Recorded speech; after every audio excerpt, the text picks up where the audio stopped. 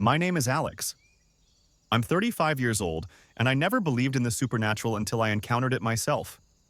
It all happened last summer when I bought a small house in a quiet village. I wanted solitude and peace after the stressful hustle and bustle of city life. The house looked old but cozy, and I immediately envisioned how I would renovate it. The place had a certain charm, with its creaky wooden floors and antique furniture, but it also had an eerie stillness, as if it were holding on to secrets. On the second day of my stay, I began to hear strange sounds, a quiet crying and whispering that seemed to come from the basement. At first, I attributed it to my fatigue and imagination, but the sounds persisted, day after day. One particularly unsettling night, I woke up feeling like someone was watching me. Opening my eyes, I saw the silhouette of a little girl in the corner of the room. She stood there, dressed all in white, with long black hair covering her face. My heart froze, and I couldn't move from fear. The girl vanished as suddenly as she had appeared, leaving me questioning my sanity. The next day, I decided to learn more about the house's history. I visited the local library and spoke with some of the villagers. It turned out that many years ago, a family had lived here with a little daughter named Mary. One day, she mysteriously disappeared, and no one ever found out what happened to her. The locals said her spirit still roamed the house, trying to find peace. As days passed, I noticed the strange occurrences happened more frequently at night. One evening, while I was sitting in the living room, the light started flickering, and I heard the crying again, but now it was closer and louder. Gathering all my courage, I followed the sound and found an old doll in the basement. It was covered in dust and dirt, but its eyes held a certain sadness.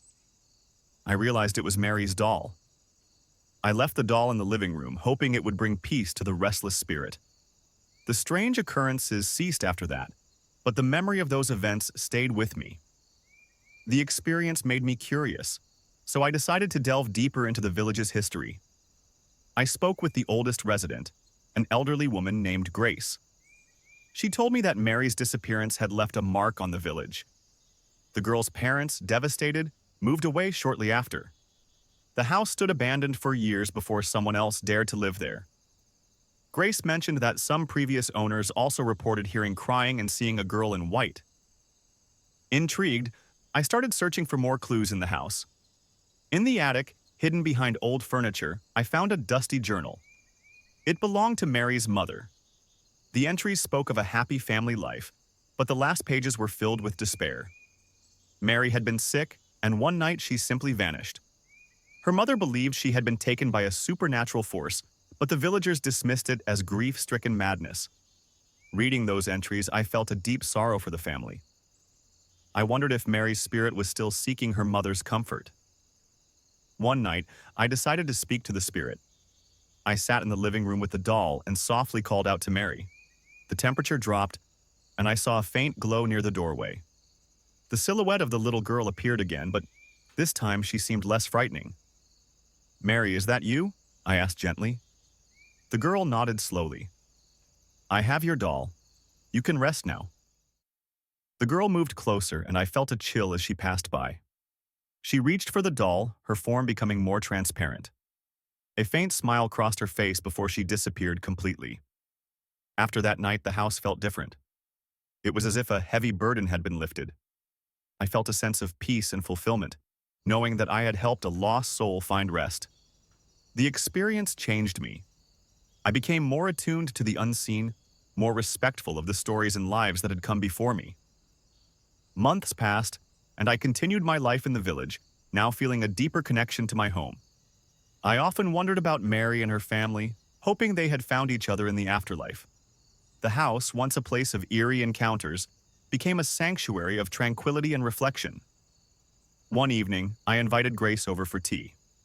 As we sat in the cozy kitchen, she shared more stories about the village and its history. She mentioned other mysterious occurrences and old legends that had been passed down through generations. It seemed that the village was a place where the past and present intertwined in ways that defied explanation.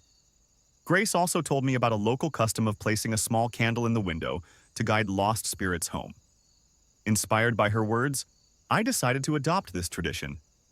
Every night, I lit a candle and placed it in the window, silently hoping it would bring comfort to any wandering souls. One particularly cold winter night, as the wind howled outside, I noticed the candle flickering more intensely than usual. The house was silent, save for the occasional creak of the floorboards. I sat in the living room, wrapped in a blanket, and felt a sudden urge to speak aloud. Mary, if you're still here, I hope you found peace. You're always welcome in this home. To my surprise, the room seemed to warm slightly, and a sense of calm washed over me. It was as if Mary had heard my words and was expressing her gratitude. From that night on, the house felt even more serene, as though it had truly become a place of rest for the spirit of the little girl. The experience taught me that sometimes the things we don't believe in can be more real than we imagine. It reminded me that every place has its history, and every soul its journey. And sometimes those journeys intersect with our own in the most unexpected ways. The house, once a place of eerie encounters, had become a testament to the power of understanding and compassion, bridging the gap between the living and the departed.